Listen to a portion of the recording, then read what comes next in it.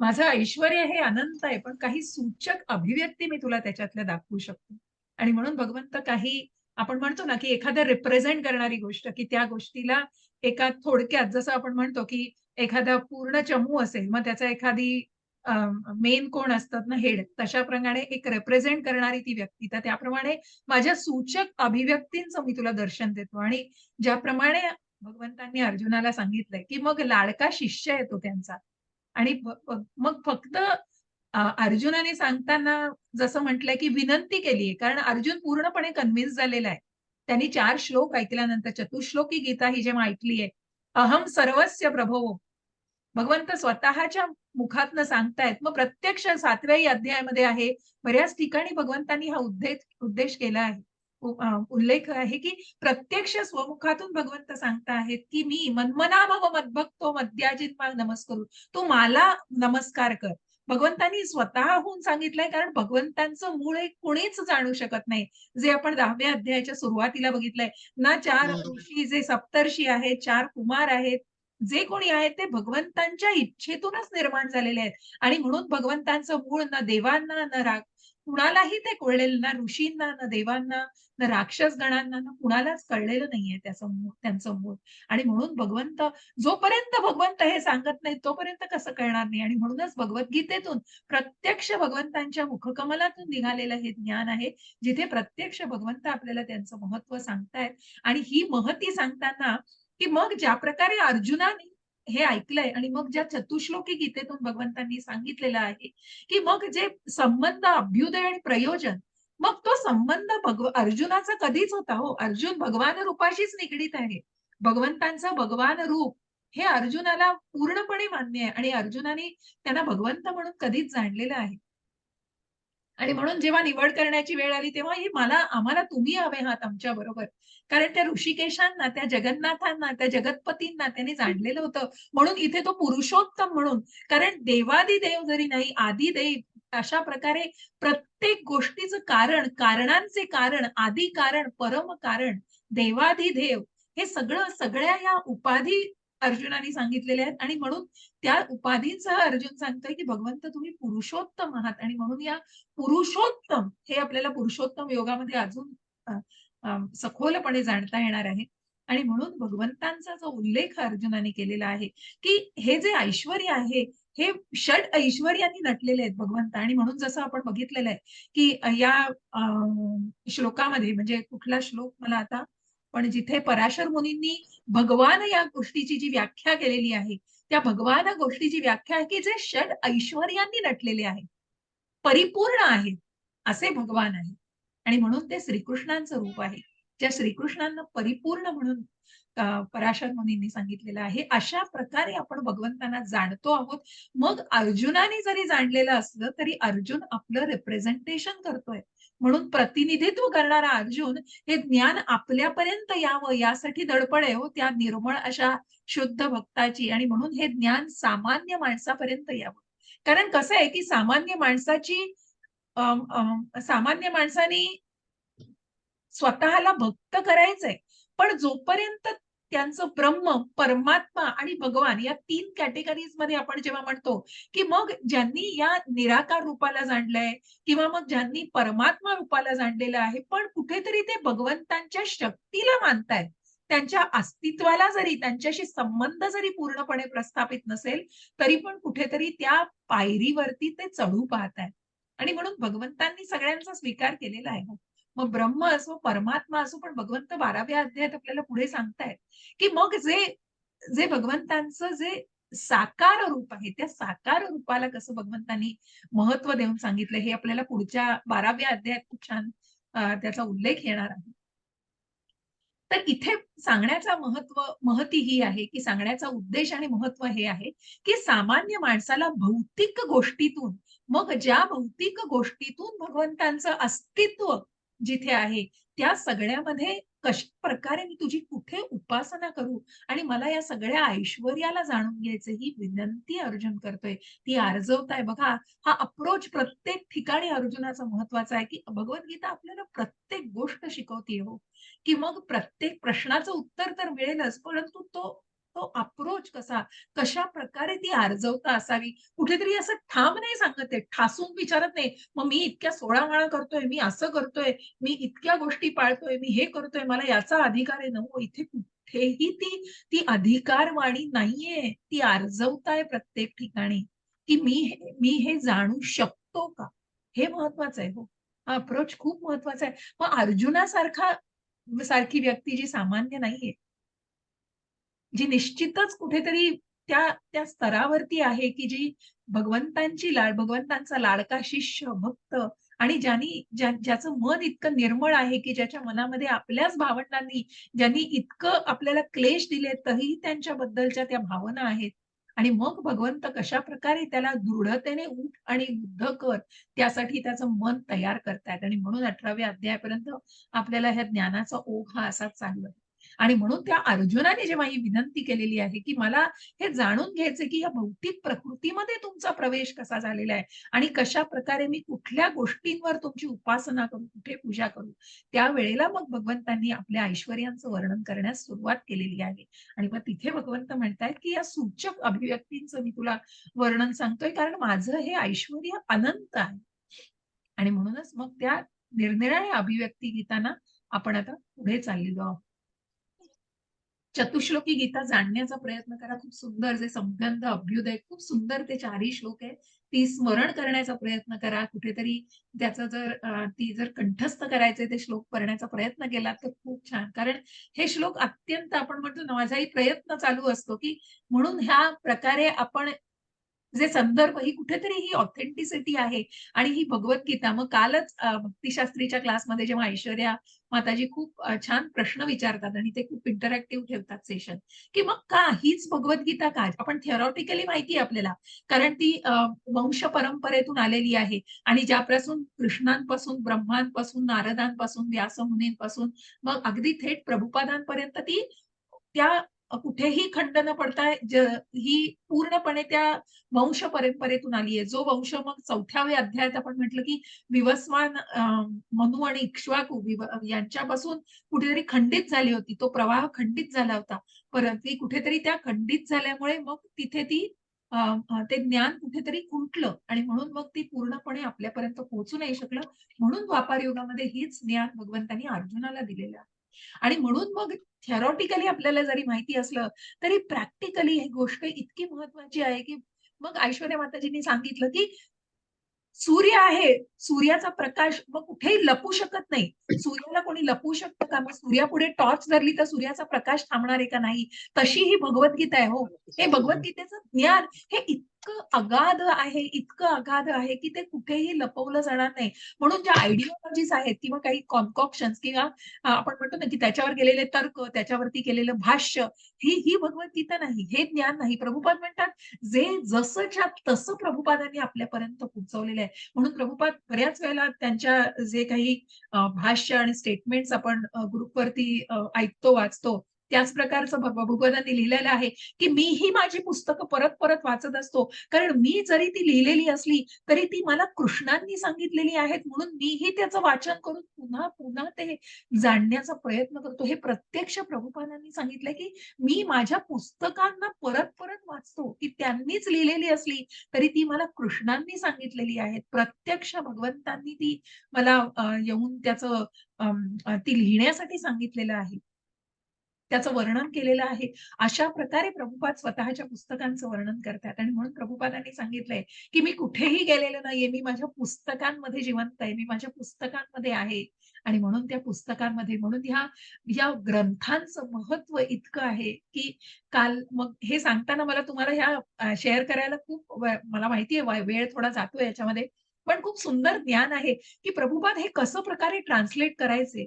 म्हणजे इतका तो काळ होता, की ज्यावेळेला प्रभुपादांना इतके इतके त्रास आणि सहन करायला लागले आहेत, की यातनातून अनेक जायला लागलंय. खूप सोपं नव्हतं हो या सगळ्या ज्ञानाला अ, सगळ्याकडे पसरवायचं आणि ही कृष्ण भावना प्रत्येकामध्ये प्रत्येकाच्या मनामध्ये त्याचं बीज रोवायचं ही सोपी गोष्ट नव्हती. परंतु ते मिशन आपल्या गुरूंच्या आज्ञेवरनं त्यांनी स्वीकारलेलं होतं आणि म्हणूनच त्याप्रकारे ते तसंच्या तसं प्रत्येकापर्यंत ते ज्ञान पोहोचवण्याचा त्यांचा प्रयत्न होता. आणि मग त्यांना बरंच की आपल्या परिवाराकडनं त्यांना तितकं कुठलाही सपोर्ट मिळाला नाही. आणि मग जेव्हा संन्यासाश्रमामध्ये प्रभुपाद होते आणि वयाच्या 70व्या वर्षी सुद्धा त्यांना परदेशामध्ये जाऊन ते ज्ञान देण्यासाठी आपल्या गुरूंच्या आज्ञेवरून त्यांनी तो प्रवास केला. मग सगळं मनामध्ये भगवंत, कृष्ण भावना मनामध्ये होती. खूप आहे प्रभुपादांबद्दल सांगायला. आपण निश्चित मी काही वेळेला रोज तुम्हाला थोडं-थोडं जे काही मी वाचलंय आणि आमच्या जे सांगण्यात येतं सीनियर डिव्होटीज आमच्या माताजी, प्रभूजी जे सांगतात ते नक्की तुमच्यापर्यंत ज्ञान पोहोचावं अशी अगदी प्रांजळ मनामध्ये इच्छा असते. म्हणून ते शेअर करण्याचा हा प्रपंच असतो. पण नक्की मी तुम्हाला काही-काही त्यांचे किस्से नक्कीच शेअर करत राहीन. असे आपले प्रभुपाद आहेत, ज्यांनी हे भाषांतर करताना सुद्धा ज्यांना की प्रत्येक वेळी एक माळ जपून मग ते पुढचं 3-4 वाक्यांचं ट्रान्सलेशन करायचे, की त्या त्या नामस्मरणाचं की कुठेतरी आपल्याला सामर्थ्य जसं मी काल म्हटलं, की नामस्मरणाचं सामर्थ्य, की ज्या श्लोकांमध्ये त्याचं वर्णन केलेलं आहे, की हा यज्ञ कुठला आहे? तर नामस्मरणाचा यज्ञ आहे. कलियुगाचा यज्ञ नाम जपोस्मी, की कशाप्रकारे यज्ञ म्हणजे कलियुगाचा यज्ञ हे नामस्मरण आहे आणि या नामस्मरणाशिवाय इतर कुठलाही मार्ग नाही. जसं मी तुम्हाला त्या श्लोकातून प्रत्येक वेळी सांगते, की हरे हरे हरे नम केवलम कलौ नास्ति एव गतिर अन्यथा. म्हणून या यज्ञाला कलियुगाचा हा यज्ञ म्हटलेला आहे, नामस्मरणाचा यज्ञ आहे. जपाचा यज्ञ आहे आणि याचं महत्व तितकंच आहे आणि त्याचं सामर्थ्य हे तितकंच आहे. हे तुम्ही प्रत्यक्ष प्रचिती घेऊनही निश्चित जसं मी प्रत्येकाला म्हणते, की तुम्ही त्या माळा वाढवा. ज्या प्रकारे तुम्ही करता आहात निश्चित मग आपण जिथे कुठेतरी मनामध्ये ती इच्छा धरतो. बघा आपण जेवणं टाळतो का हो? कारण पोटाला भूक लागते. मग लगेच आपण जेवायला बसतोच ना. त्याप्रमाणे ही आत्म्याची भूक आहे हो. आणि म्हणून त्या आत्म्याला आध्यात्मिक अन्नाची खूप गरज आहे. आणि ते आध्यात्मिक अन्न हे श्रवण करण्याने आणि या नामस्मरणातून आहे. आणि निश्चित हे नामस्मरण दिल्याने तुमच्यामध्ये काय फरक पडतो हा तुम्ही तुमचं ऑब्झर्व्ह करायचं. हे खूप महत्वाचं आहे आणि म्हणून त्या आत्म्याचं अन्न पण देण्याचं निश्चित लक्षात ठेवा. जसं पोटाला भूक लागली तसा उपवास करता का हो? नाही. रोज तर उपवास नाही करत ना. मग ज्यावेळेला एकादशीचा उपवास करताय तरी पण उपवासाचं खाल्लं जातं कारण पोटाची भूक सहन होत नाही. मग त्याचप्रमाणे आपण ते जाणायचंय आणि निश्चित आपण त्या दिवशीमध्ये एवढ्या गोष्टी केल्या पाहिजेत, एवढ्या माळा करूनच मग आपण थांबायचंय. हे कुठेतरी जेव्हा आपण जेव्हा ठरवतो, एखादी नेम करतो तेव्हाच ते शक्य होतं. इच्छा आहे तिथे मार्ग आहे. तुम्हाला मुग्धा माताजी बरंच त्या जे त्यांच्या क्लासला जातायत ते पण तुम्हाला सांगतच असतील त्या. तर नामस्मरणाचं महत्त्व जाणा आणि निश्चित नामस्मरण जितकं तुमचं वाढवाल, तितकं मनःसामर्थ्य तुमचं वाढायला नक्की मदत होणार आहे. तर आपण पुढे जाऊया. उच्चैः समश्वानां विद्धि मृतोद्भवम् ऐरावतं गजेंद्राणां नराणां च नराधिपम् विद्धी माममृतो भवम. कशा प्रकारे बघा त्यांनी वर्णन केलेलं आहे. हरे कृष्ण. कोण वाचणार? माताजी, प्रभूजी कोणीही वाचू शकता.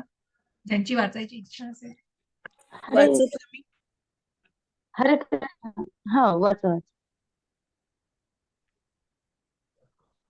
एकेकाने वाचा. रीना माताजी तुम्ही वाचा आधी, मग प्रभूजी वाचतील. एकेकाने वाचा. सगळ्यांनी खूप आनंद आहे. सगळेजण सेवा द्यायला उत्सुक आहेत. खूप आनंद आहे. हरे कृष्ण.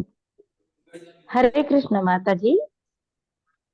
अमृत प्राप्ती करता केलेल्या समुद्र मंथनातून उत्पन्न झालेल्या अश्वामधील अश्व उच्चैःश्रवा मीच आहे. गजेंद्रामध्ये ऐरावत मी आहे आणि मनुष्यांमध्ये राजा मी आहे. हरे कृष्ण माताजी. हरे कृष्ण.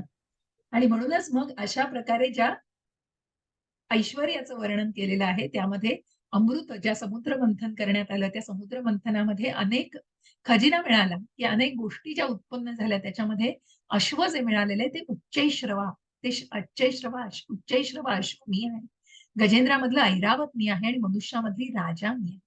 हे भगवंत सांगतायत मनुष्यांमध्ये राजा हा श्रीकृष्णांचा प्रतिनिधी आहे कारण श्रीकृष्ण हे ब्रह्मांडाचे पालन पोषण करते आहेत. आणि ज्या राजांना त्यांच्या दैवी गुणांमुळे राजाच्या पदावर नियुक्त केले जाते ते आपापल्या राज्याचं पालन पोषण करतात. युधिष्ठिर महाराज, परीक्षित महाराज आणि भगवान श्रीराम यांच्यासारखे राजे जे अत्यंत धर्मनिष्ठ होते आणि ते सदैव आपल्या प्रजेच्या कल्याणाचाच विचार करीत असत. वेदांमध्ये राजाला भगवंतांचा प्रतिनिधी मानण्यात आलेले आहे. तथापि या युगामध्ये धर्माच्या ऱ्हासाबरोबरच राजसत्ताक पद्धतीची अवनती अवनती झाली आणि आता तर ती पूर्णपणे नष्ट झाली. तरीही आपण जाणले पाहिजे की प्राचीन काळी धर्मनिष्ठ राजाच्या अंमलाखाली जनता अधिक सुखी होती. मग आपण जे बघतो की मग ज्या उच्चैःश्रवा आणि ऐरावताचा इथे उल्लेख केलेला आहे त्याचप्रमाणे राजाचं इथे महत्व दिलेलं आहे. आणि ज्याप्रमाणे आपण म्हणतो की पूर्वीच्या काळी जे राजांची मग जी सत्ता चालायची, जे राज्य, मग त्या ठराविक राज्याचा तो राजा असायचा आणि मग त्या राजाची ती जबाबदारी असायची.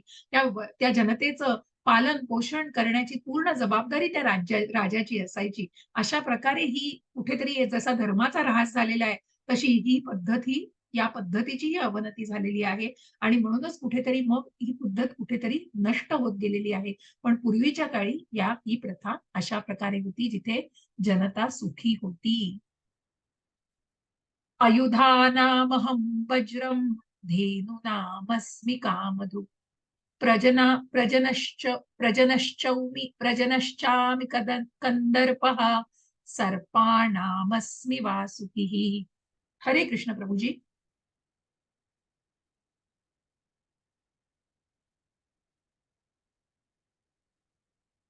हरे कृष्ण. हरे कृष्ण माताजी. वाचा प्रभुजी. हरे कृष्ण. जरा थोडं थोडं मोठं करायचं होतं. हा, एक मिनिट हा प्रभुजी. आता दिसतंय? हो, दिसतंय. सर्व आयुधामध्ये वज्र मी आहे, गायीमध्ये सुरभी गाय मी आहे, प्रजोत्पन्नास कारण असणारा कामदेव मदन मी आहे, सर्पामध्ये वासुकी मी आहे. हरे कृष्ण माताजी. हरे कृष्ण. आणि म्हणूनच मग इथे आपण कुठेतरी फक्त बाकी तर की आयुधांमध्ये वज्र मी आहे, गायींमध्ये सुरभी गाय मी आहे असं म्हटलेलं आहे. आणि मग इथे एक उद्देश जो उल्लेख झालेला आहे प्रजोत्पादनास कारण असणारा कामदेव मदन मी आहे. मग हा जे प्रजोत्पादन केलं जातं, मग कंदर्प म्हणजे चांगली संतती उत्पन्न करण्याकरता कामवासना आहे आणि म्हणून कंदर्प हा श्रीकृष्णांचा प्रतिनिधी आहे. कधी कधी केवळ इंद्रिय तृप्ती करता मैथून केले जाते, पण परंतु असे मैथून हे श्रीकृष्णांचं प्रतीक असू शकत नाही. तथापि चांगल्या प्रजोत्पादनासाठी केलेले मैथून म्हणजे कंदर्प होय आणि ते श्रीकृष्णांचं प्रतीक होय.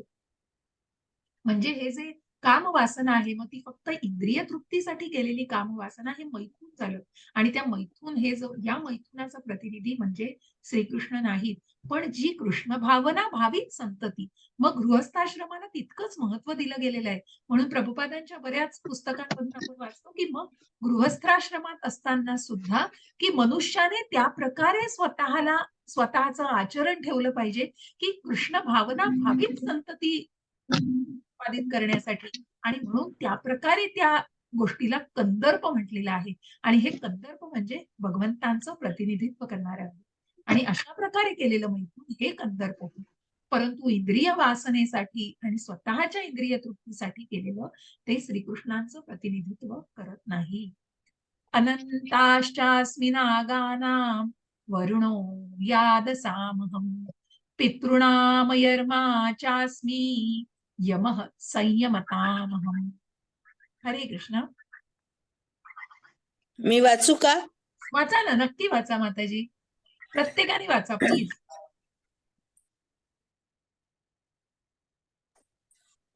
नागांमध्ये अनंत मी आहे आणि जलचरांमध्ये मी वरुण आहे. पितरांमध्ये अर्यमा मी आहे आणि नियमन करणाऱ्यांमध्ये मृत्यूचा नियंता यमदेव मी आहे. तात्पर्य वाचायचे? वाचा माताजी, चालेल ना. सर्व नागांमध्ये अनंत नाग सर्वश्रेष्ठ आहे आणि जलचरांमध्ये वरुण देव सर्वश्रेष्ठ आहे. हे दोघेही श्रीकृष्णाचे प्रतीक आहेत. पितृलोकांचा अधिष्ठाता असलेला अर्यमा हा श्रीकृष्णाचाच प्रतिनिधी आहे. दुष्टांना शासन करणारे अनेक जीव आहेत आणि त्यामध्ये यमदेव प्रमुख आहेत. या पृथ्वीच्या जवळच असणाऱ्या ग्रहलोकात यमदेव राहतो.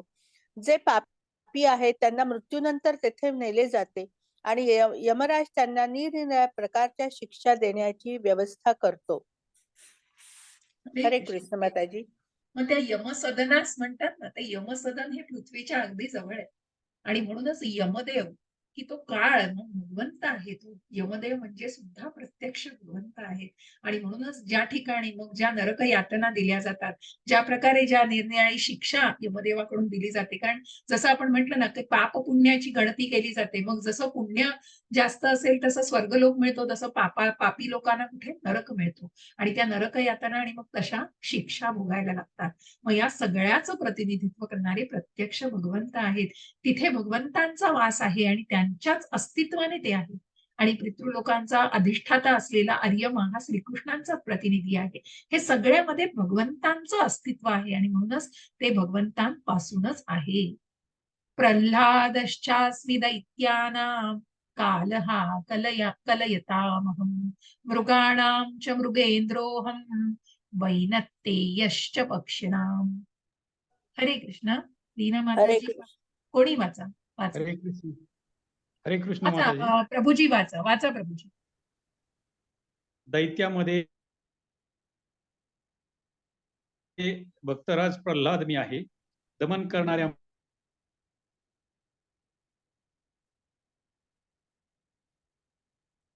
काही नेटवर्क मध्ये इश्यू. दमन का सिंह मी आहे.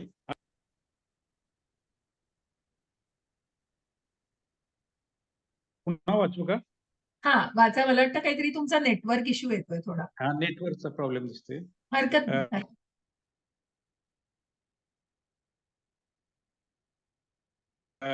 हा दमन दमन करणाऱ्यामध्ये काळ मी आहे. पशुमध्ये सिंह मी आहे आणि पक्ष्यामध्ये गरुड मी आहे. हरे कृष्ण. हरे कृष्ण. दिती अदिती या हरे दोन कृष्ण. भगिनी आहेत. अदिती पुत्रांना आदित्य तर दिती पुत्रांना दैत्य म्हटले जाते. सर्व आदित्य हे भगवंतांचे भक्त आहेत आणि दैत्य हे नास्तिक आहेत. प्रल्हादांचा जन्म जरी दैत्य कुळांमध्ये झाला तरी तो बालपणापासून महान भगवत भक्त होता. हिरण्यकश्यपू जे प्रल्हाद महाराजांचे वडील आणि ते राक्षसी योनीमधलेच होते. परंतु या दैत्य कुळामध्ये जन्म घेऊन सुद्धा जो दैवी गुणांनी परिपूर्ण होत्या असे प्रल्हाद महाराज. आणि असे प्रल्हाद महाराज म्हणजे भगवंतांचंच प्रतिनिधित्व करणारे आहेत. आणि म्हणूनच त्याला आपल्या भक्तीमुळे आणि दैवी गुणांमुळे श्रीकृष्णांचा प्रतिनिधी मानण्यात येते. नियंत्रक तत्वे अनेक आहेत, परंतु काळाच्या ओघामध्ये भौतिक विश्वातील प्रत्येक वस्तूचा ऱ्हास होतो. म्हणूनच काळ हा श्रीकृष्णांचं रूप आहे. अनेक प्राण्यांमध्ये सिंह हा अत्यंत शक्तिशाली व क्रूर पशु आहे. पक्ष्यांच्या लाखो प्रकारात विष्णुवाहन गरुड हा सर्वात मोठा पक्षी आहे. हे सगळं भगवंतांचं प्रतिनिधित्व करत आहेत. पवनः पवतामास्मि रामः शस्त्रभृतामहम् जषाणां मकरश्चास्मि स्रोतसामस्मि जाह्नवी. हरे कृष्ण.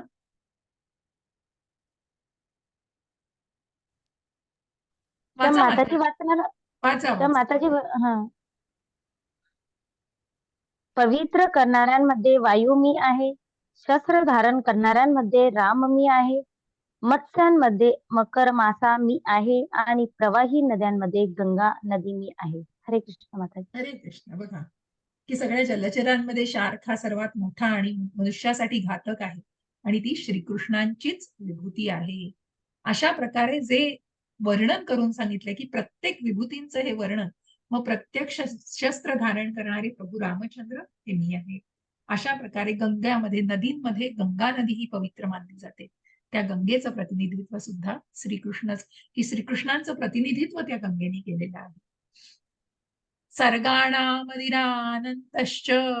मध्यं चैवाहमर्जुन अध्यात्मविद्यानां वादः प्रवदतामहम्. हरे कृष्ण.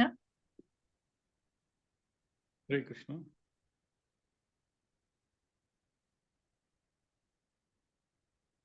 वाचा प्रभूजी. हे अर्जुना, सर्व सृजनांचा आदी अंत आणि मध्य मीच आहे. सर्व विद्यामध्ये आत्मविद्या मी आहे आणि अध्यात्मविद्या तर्कशास्त्रीमध्ये प्रभूजी. अध्यात्मविद्या. हा अध्यात्मविद्या. अध्यात्म विद्या मी आहे आणि तर्कशास्त्रीमध्ये निर्णायक सत्य मी आहे. हरे कृष्ण. हरे कृष्ण.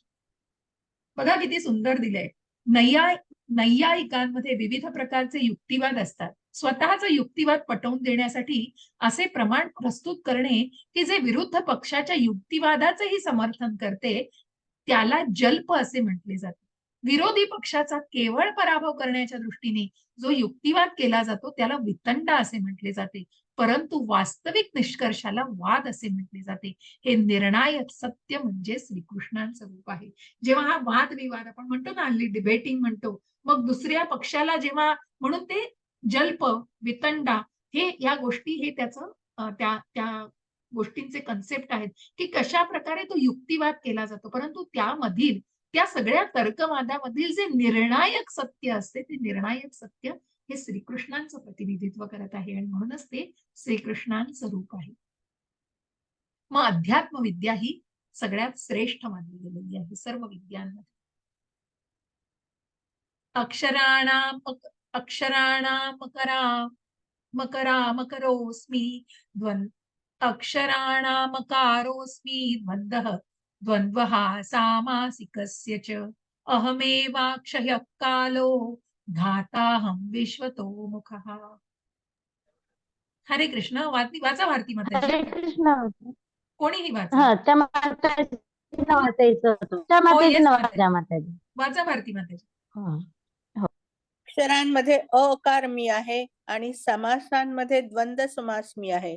अविनाशी काल मी आहे आणि सृष्टीकर्त्यांमध्ये ब्रह्मदेव मी आहे. तात्पर्य: संस्कृत वर्णमालेतील अकार हा प्रथम स्वरापासून वेदांचा प्रारंभ होतो. अकाराविना कोणताच ध्वनी काढता येत नाही, म्हणून हा ध्वनीचा प्रारंभ आहे. संस्कृत भाषेमध्ये अनेक सामासिक शब्द आहेत. उदाहरणार्थ रामकृष्ण या समासाला द्वंद्व समास म्हणतात. या समासामध्ये राम आणि कृष्ण हे दोन्ही शब्द प्रधान आहेत, म्हणून त्याला द्वंद्व समास म्हटले जाते. क्षय करणाऱ्यांमध्ये काळ सर्वश्रेष्ठ आहे, कारण काळ सर्वांचाच ऱ्हास करतो. काळ हा श्रीकृष्णाचेच रूप आहे, कारण कालांतराने प्रलयाची सर्वच गोष्टीचा संहार होणार आहे. सृजनकर्त्या जीवांमध्ये चतुर्मुखी ब्रह्मदेव प्रधान आहे, म्हणून तो भगवान श्रीकृष्णांचाच प्रतिनिधी आहे. आणि म्हणून अकाराविना की प्रत्येक गोष्टीची सुरुवात ही अकाराविना कोणताही ध्वनी काढता येत नाही. प्रत्येकाचा प्रारंभ आहे. अकारत्व हे प्रत्येक गोष्टीचा प्रारंभ आहे, प्रत्येक शब्दाचा ध्वनीचा प्रारंभ आहे. आणि म्हणूनच जसं आणि या द्वंद्व स्वमा अकार म्हटलंय तसा द्वंद्व रामकृष्णाचं उदाहरण दिलेलं आहे, ज्याच्यामध्ये राम आणि कृष्ण हे दोन्हीही समानच आहेत आणि म्हणूनच ते प्रधान शब्द असलेला जोडतं. ज्या दोन प्रधान शब्दांना जोडतंय तो द्वंद्व समास आहे तिथे. आणि या द्वंद्व समासाला सुद्धा तिथे श्रीकृष्णाचं प्रतिनिधित्व ते करते.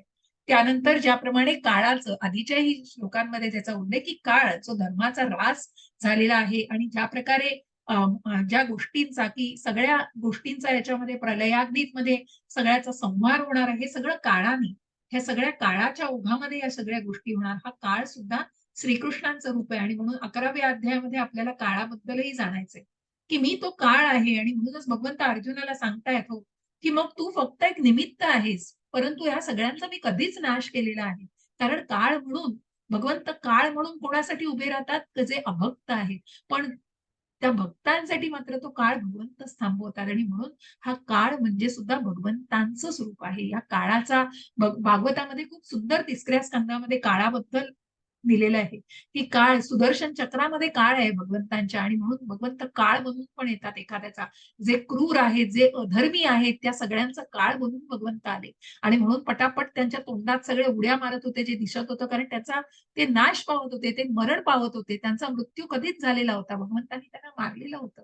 फक्त भगवंत म्हणतायत एक शस्त्राने तू एक फॉर्मॅलिटी करतोयस, तू एक निमित्त होतोस, यांचा नाश मी आधीच केलेला आहे. अशा प्रकारे भगवंत काळ आहे.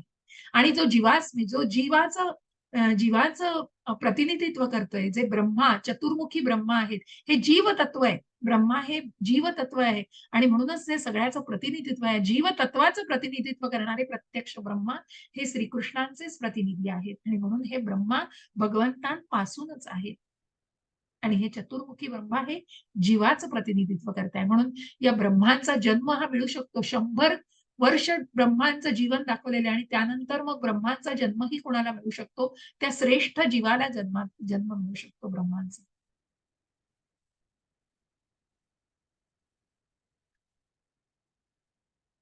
मृत्युः सर्वहरश्चाहम् उद्भवश्च भविष्यताम् का कीर्तिः श्रीर्वाक् नारिणां स्मृतिर्मेधा धृतिः क्षमा. हरे कृष्णा. हरे कृष्णा माताजी. सर्व हरण करणारा मृत्यू मी आहे आणि भविष्यामध्ये अस्तित्वात येणाऱ्या प्रत्येक वस्तूचे कारणही मीच आहे. श्रेयामध्ये कीर्ती, ऐश्वर, मधुरवाणी, स्मृती, बुद्धी, दृढता आणि क्षमा मी आहे.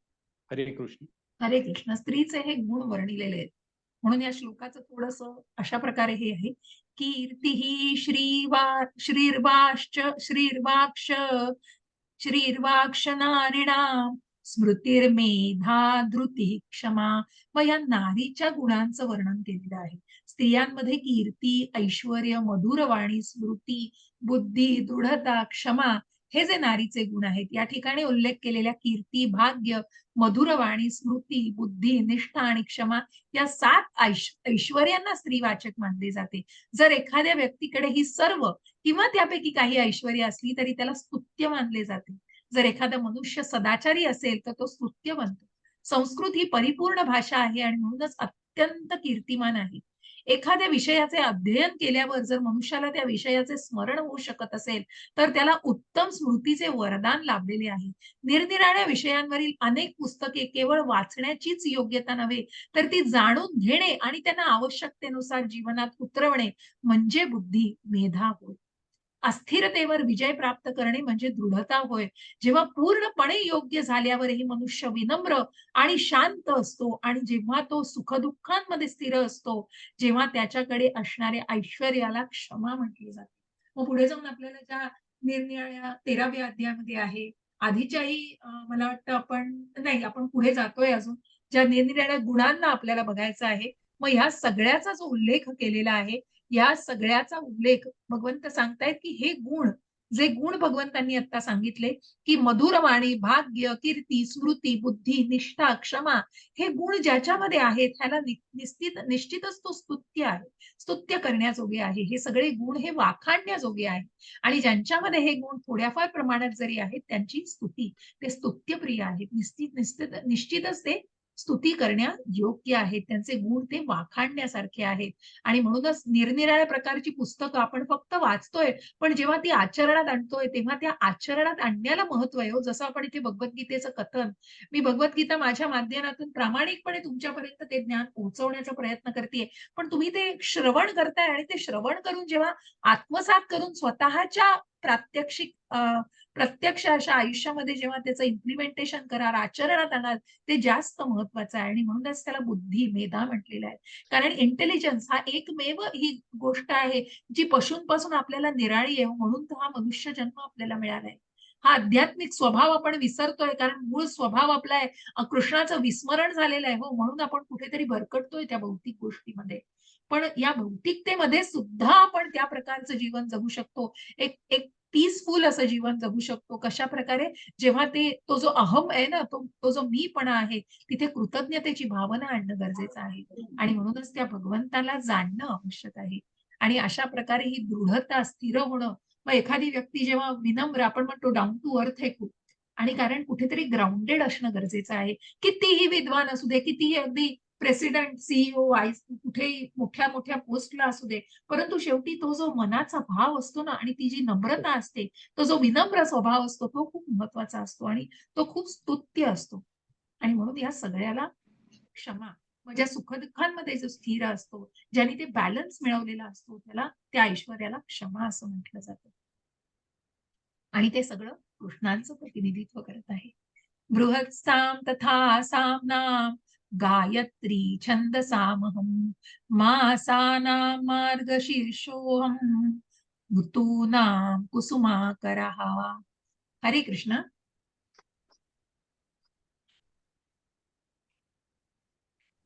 हरे कृष्ण. हरे कृष्ण.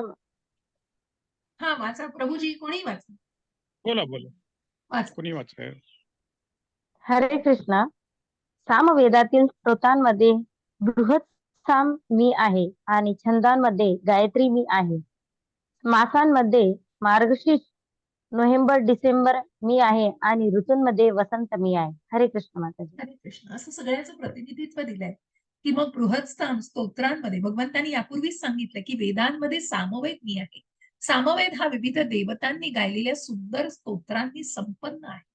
यापैकी बृहत्साम हे एक गान सुक्त आहे आणि त्याचा सूर अत्यंत मधुर आणि मध्यरात्री ते गायले जाते. अशा या सामवेदातल्या गायनाचं प्रतिनिधित्व भगवंत आहे. संस्कृतमध्ये काव्य करण्याकरता ठराविक नियम आहेत. आधुनिक काव्याप्रमाणे लय आणि वृत्ताची रचना वाटेल तशी केली जात नाही. नियमबद्ध काव्यामध्ये सुपात्र ब्राह्मणाद्वारे जप केला जाणारा गायत्री मंत्र हा प्रमुख आहे. या गायत्री मंत्राचा श्रीमद भागवतात उल्लेख केलेला आहे.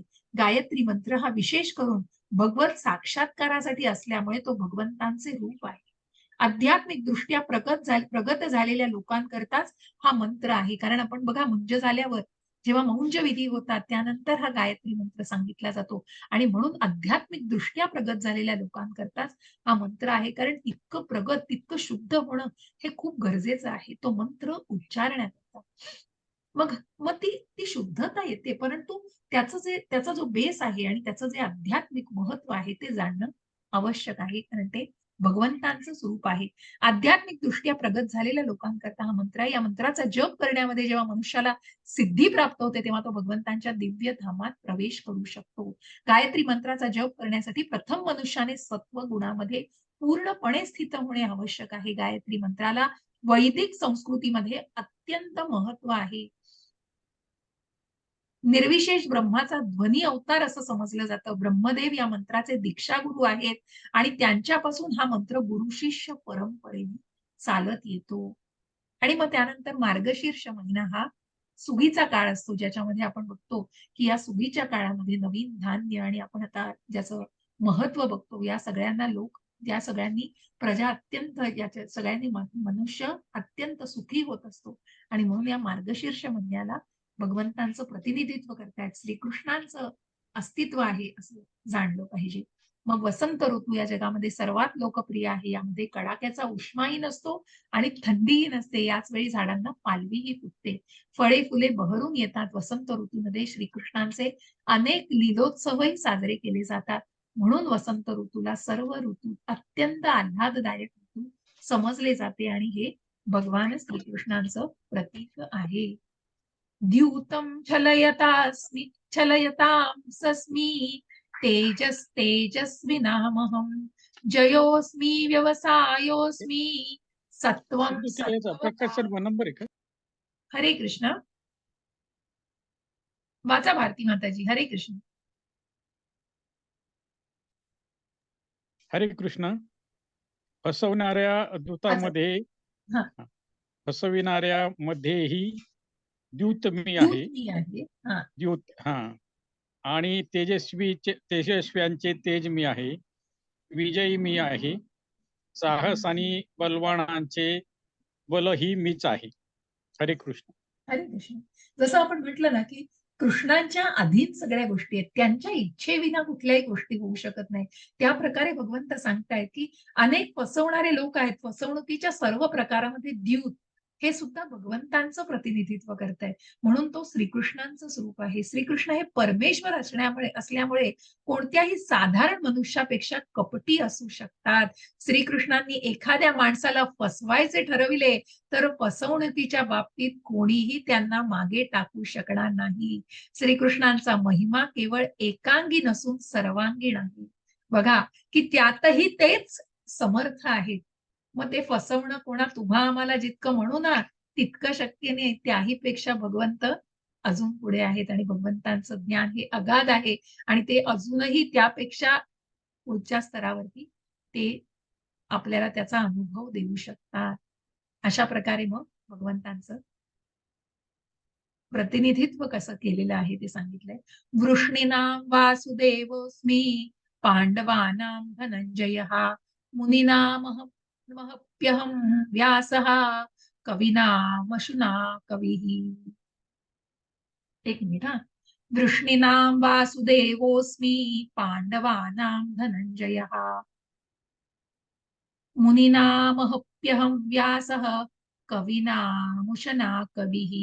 हरे कृष्ण. उशना कवी आहे तसं ते, म्हणून हे आपण जोडून जेव्हा म्हणतो तेव्हा तसं म्हटलं जातं, कविनाम उशना कविः. हरे कृष्ण. वाचा रीना माताजी. हरे कृष्ण. भारती माताजी वाचत होत्या ना. वाचा ना, कोणी वाचा. प्रत्येकाने टर्न घेऊन, प्रत्येकाला हवी आहे संधी तर नक्कीच वाचा, आनंद आहे. हरे कृष्ण. हरे कृष्ण. वृष्णी वंशीयांमध्ये वासुदेव मी आहे आणि पांडवांमध्ये अर्जुन मी आहे. मुनींमध्ये व्यास मी आहे आणि महान विचारक कवींमध्ये उशना मी आहे. हरे कृष्ण माताजी. हरे कृष्ण. एक सेकंद.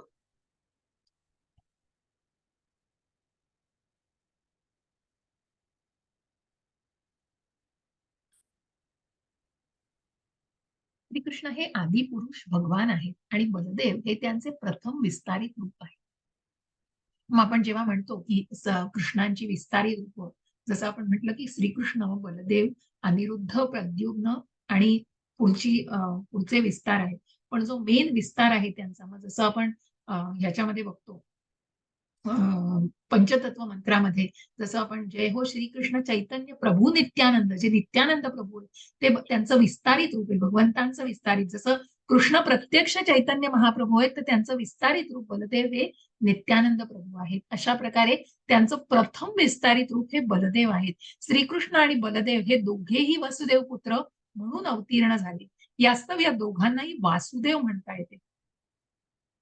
दुसऱ्या दृष्टीने विचार केल्यास श्रीकृष्ण हे कधीच वृंदावन सोडून जात नसल्यामुळे इतरत्र आढळणारी त्यांची सर्व रूपे म्हणजे त्यांची विस्तारच आहे. श्रीकृष्णांचा निकटस्थ अंश असल्यामुळे वासुदेव आणि श्रीकृष्ण यांच्यामध्ये मुळीच भेद नाही. आपण जाणले पाहिजे की भगवद्गीतेच्या या श्लोकामध्ये उल्लेख केलेला वासुदेव म्हणजे बलदेव किंवा बलराम आहे. कारण सर्व अवताराचा उगम त्यांच्यापासून होतो, म्हणून तो वासुदेवांचेही एकमात्र उगमस्थान आहे. भगवंतांच्या निकटस्थ विस्तारांना स्वांश म्हणतात आणि अन्य प्रकारच्या विस्तारांना विभिन्नांश असं म्हटलं जातं. स्वांश आणि विभिन्नांश. बघा की अन्यस्त्र जे विस्तार त्यांचे बाकी आहेत, पण त्यांचे मूळ विस्तार जे आहेत बलराम, बलदेव हे त्यांचे निकट लगेचचे विस्तार आहेत. आणि मग अनिरुद्ध, प्रद्युम्न हे त्यांचे पुढचे विस्तार आहेत, की ज्या प्रकारे आपण जे महातत्वाला जाणलेलं आहे जसं, तसे हे भगवंतांचे विस्तार आहेत, भगवंतांची विस्तारित रूप आहेत. एक सेकंड मी तुम्हाला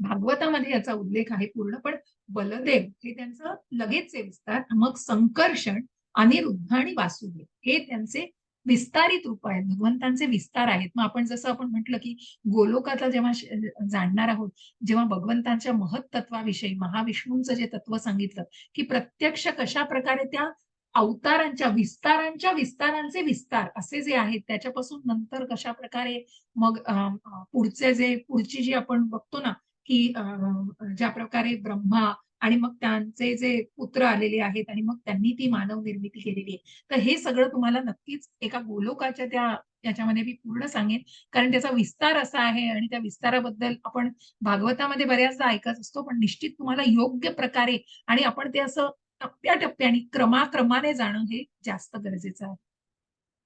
मग अर्जुनाचा उल्लेख पांडुपुत्रांमधले अर्जुन हे कृष्णाचं प्रतिनिधित्व करतायत, ज्याला सर्वश्रेष्ठ म्हटलेलं आहे. कलियुगातील जनसामान्यासाठी त्यांनी वेदांचे अनेक प्रकार विश्लेषण केले. असा अर्जुन जनसामान्यांचं जे प्रतिनिधित्व केलेला, पण तो श्रेष्ठ. मुनींमध्ये व्यासदेव श्रेष्ठ आहेत.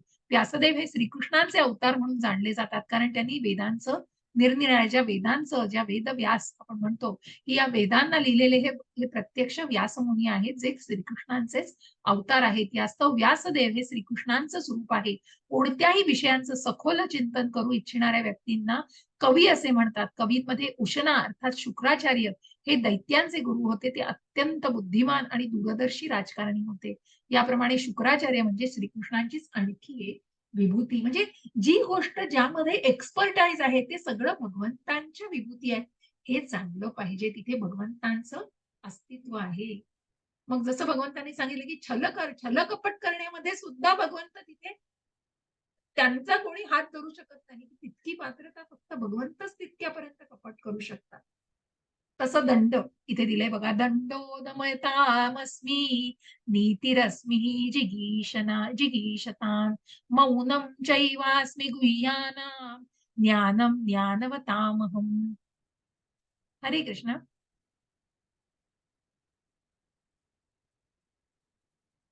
कोण हरे वाचतंय? कृष्ण. हा वाचा प्रभू. हरे अराजकतेचे दमन करणाऱ्या हरे कृष्ण सर्व माताजी. सर्व साधनांमध्ये एक मिनिट हा माताजी. प्रभूजींनी वाचायला सुरुवात केलेली, मग पुढचं तुम्ही वाचा. हा माताजी वाचू. वाचू द्या. वाचा प्रभूजी वाचा. तुम्ही सुरुवात केलेली वाचा प्रभूजी. अराजकतेचे दमन करणाऱ्या सर्व साधनामध्ये दंड मी आहे आणि जे विजयेच्छू आहेत त्यांची नीती मी आहे. रहस्यामधील मौन मी आहे आणि ज्ञानीजनामध्ये ज्ञान मी आहे. हरे कृष्ण. अरे किती सुंदर दिलंय बघा की दंड सगळ्या साधनांमध्ये दंड ते भगवंतांचं प्रतीक आहे.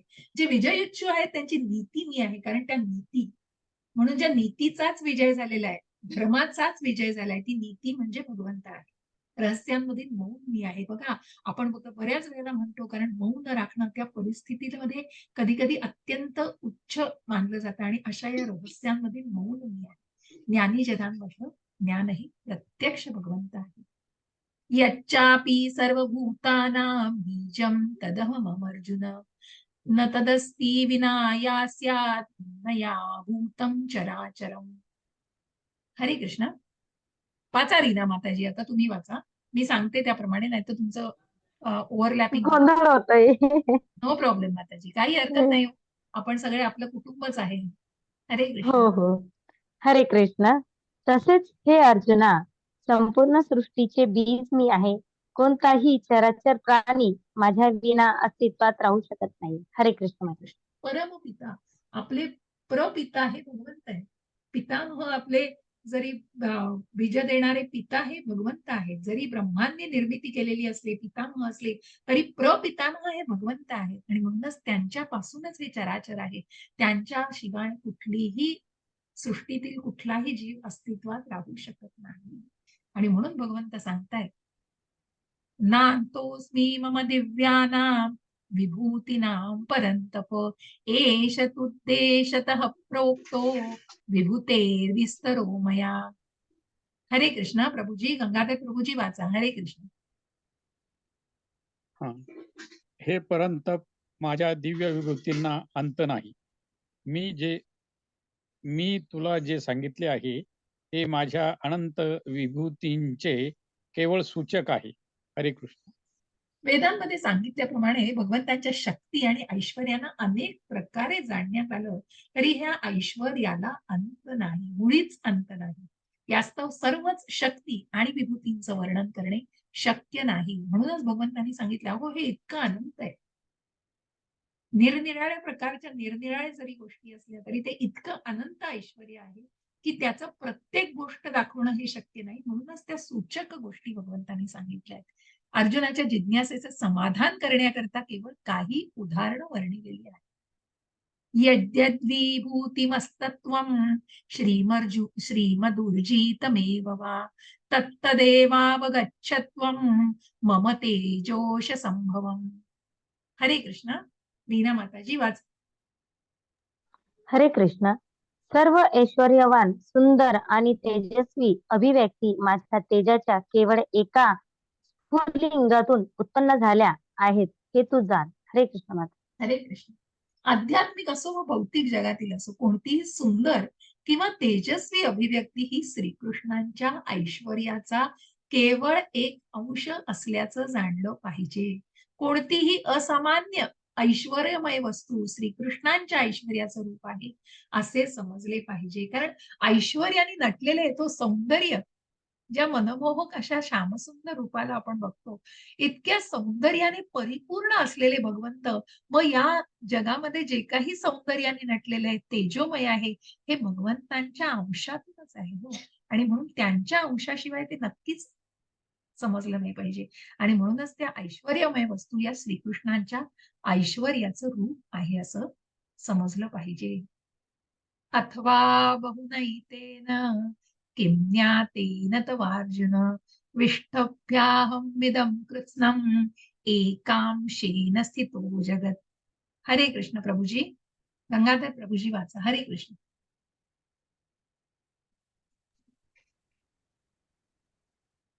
परंतु हे अर्जुन, या साऱ्या सविस्तर ज्ञानाची काय आवश्यकता आहे? माझ्या केवळ एकाच अंशाने मी हे संपूर्ण विश्व व्यापून धारण करून राहिलो आहे. हरे कृष्ण. हरे कृष्ण. भगवंत सांगतायत हो अर्जुनाला की खरंच हे जाणण्याची तुला आवश्यकता आहे का? कारण भगवंत म्हणतायत अगदी सर्वश्रेष्ठ जीव ब्रह्मदेवापासून ते लहान मुंगीपर्यंत सर्व काही भगवंतांनी प्रत्येक वस्तूमध्ये प्रवेश करून त्यांना धारण केल्यामुळे अस्तित्वात आहे. प्रत्येक जीवामध्ये परमात्मा आहे. हा आत्मा या परमात्म्याचाच अंश आहे हे जाणलं पाहिजे. आणि म्हणूनच या सर्व निरनिराळ्या ऐश्वर्याने आणि वैभवाने कशा अस्तित्वात आहेत हे जाणण्यात काहीही अर्थ नाही असं कृष्ण अर्जुनाला सांगतायत हो. कारण जिथे एका अंशातून मग अगदी जो परमात्मा प्रत्येकाच्या हृदयामध्ये निवास करतो, त्या परमात्म्याच्या अस्तित्वाने सगळं चैतन्य आहे हो ते. त्या परमात्म्याचा अंश तो आत्मा आहे. आणि मग 13व्या अध्यायात आपल्याला जाणायचे क्षेत्रज्ञ हे 2 आहेत.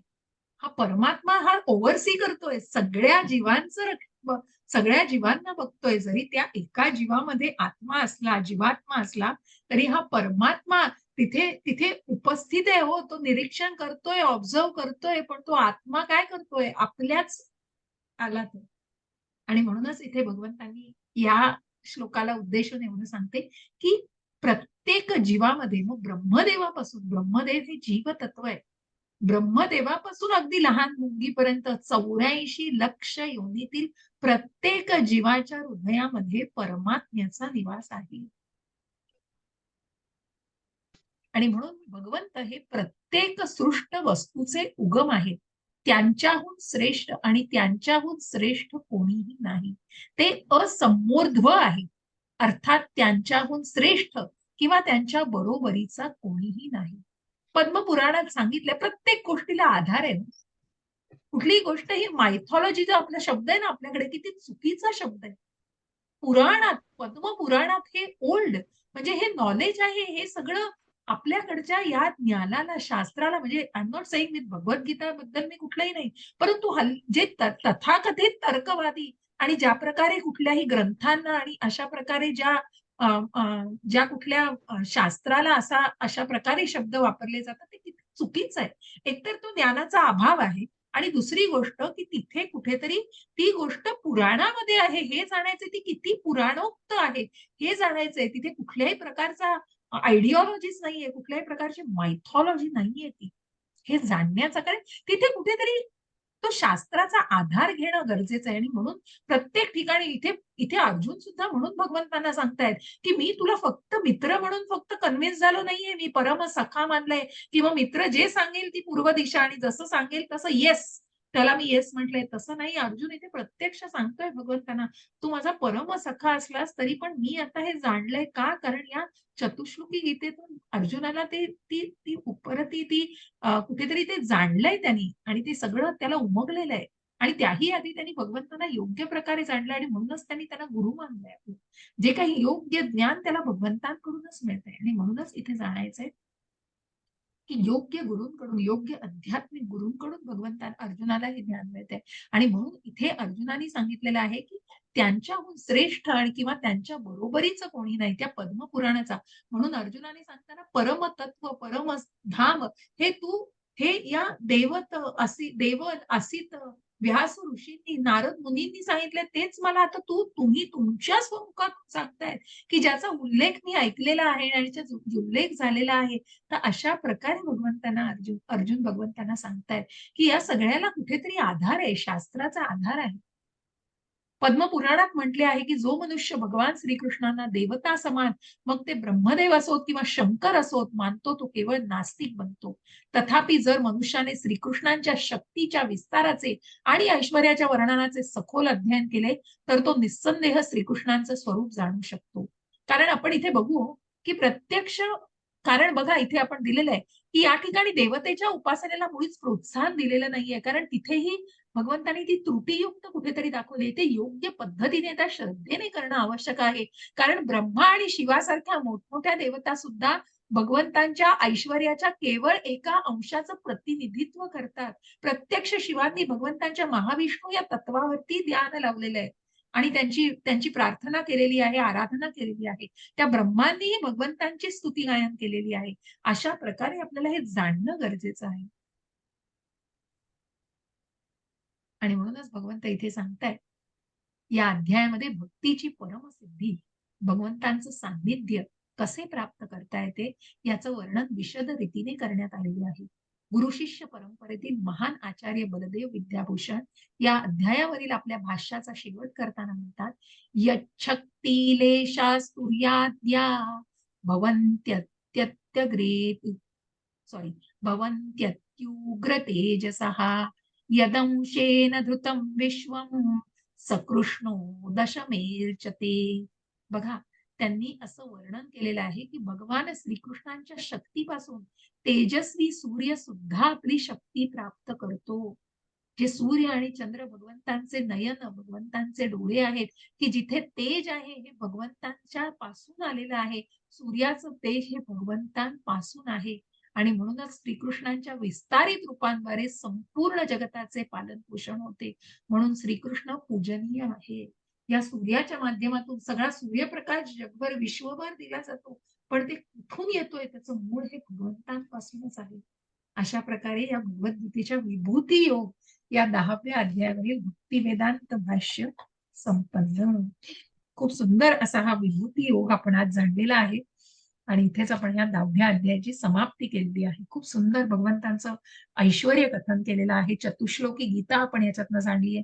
संबंध, अभ्युदय, प्रयोजन, नाही तर 10व्या अध्यायामध्येच इथेच भगवद्गीता जसं मी म्हटलं असं थांबलेली असते. कारण अर्जुनाचा सगळा मोह मनातला अजून पूर्ण गेलेला नाहीये असं इथे लिहिल्याने, पण त्याच्यात तो जो असमंजसपणा होता तो मात्र गेलाय आणि निश्चितच त्यांनी पूर्णपणे जाणलेलं आहे भगवंतांना. मग पुढचं ज्ञान कशासाठी? मग त्या ज्ञानयोगाचा काय एवढा प्रपंच घाट घातलाय? तर ते ज्ञानयोग कुठेतरी आपल्याला नंतर त्याचा अर्थ आपल्याला पूर्णपणे जाणून घ्यायचा आहे. कारण या भक्तीच्याच माध्यमातून, पण ही भक्ती कशी गाठायची आहे, त्या भक्तीला गाठण्याचं आणि त्या भक्तीला मिळवण्याचं जे ज्ञान आहे, मग या भौतिक प्रपंचातून कशा प्रकारे बद्ध जीवानी ती मुक्तता मिळवायची आहे त्याचं ज्ञान घ्यायचंय. मगच तो भक्तीच्या मार्गावरती वृद्धिंगत होऊ शकेल. हे जाणण्याचा प्रयत्न करायचा. ही भाषा थोडीशी कधी कधी कठीण वाटते समजायला, परंतु कुठेतरी खूप सोप्या भाषेत प्रभुपादांनी, खूप सुलभ आहे हो, प्रभुपादांची भाषा तर अत्यंत सुलभ आहे आणि अशा प्रकारे प्रभुपादांनी आपल्याला ह्याचं समजावून सांगितलेलं आहे. मी शेअरिंग थांबवते आणि रेकॉर्डिंग थांबवते. आपण कुणाला काही प्रश्न